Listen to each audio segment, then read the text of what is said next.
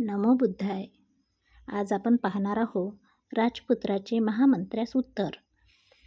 पवित्र परंपरेने सामर्थ्यलेली व योग्य वाटणारी महामंत्र्याची ही वचने ऐकून मेघगर्जनेसारख्या आपल्या आवाजात राजपुत्राने उत्तर दिले. माझ्याबद्दलचा स्नेहभाव व्यक्त करणारी तुझी ही भाषा तुला योग्यच आहे, परंतु माझ्या संबंधी तुझी चूक कुठे होत आहे हे मी तुला पटवून देईन. मी ऐहिक विषयाची अवहेलना करीत नाही.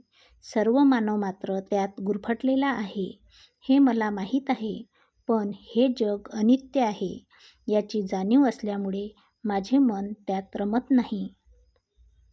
यद्यपि हे स्त्री सौंदर्य कायम राहिले तरीसुद्धा विषयोपभोगातच आनंद मानून राहणे सुज्ञ माणसाला शोभणारे नाही. आणि जरी तू म्हणत असलास की थोर थोर महात्मेसुद्धा विषयवासनेला बळी पडले, तरी त्यांच्या त्या उदाहरणांना भुलू नकोस, कारण त्यामुळे शेवटी त्यांचा नाशच झालेला आहे. जेथे सर्वनाश आहे किंवा जेथे ऐहिक विषयाचा मोह आहे अथवा जिथे आत्मसंयमनाचा अभाव आहे, अशा ठिकाणी खरीखुरी महात्मता असूच शकत नाही. आणि स्त्रियांशी वरकरणी प्रेम करून वागावे असे जेव्हा तू म्हणतोस, तेव्हा ते वरकरणी प्रेम जरी आदरपूर्वक असले तरी मला त्याची गोडी वाटत नाही.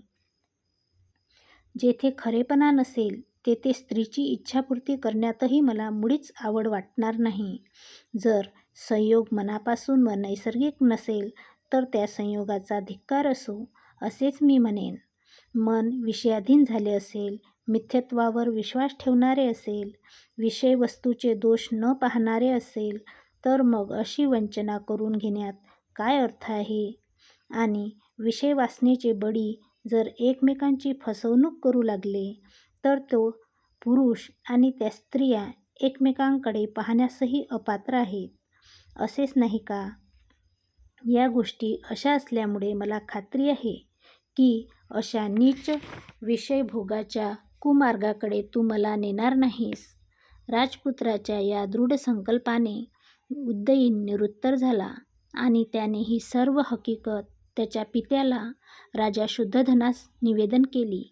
आपल्या पुत्राचे मन सर्व प्रकारच्या विषयभोगापासून परावृत्त असल्याचे जेव्हा शुद्धधनाला समजले, तेव्हा त्याला त्या संबंध रात्री झोप लागली नाही. हृदयात बाण रुतलेल्या हत्तीसारखा तो विव्हल झाला.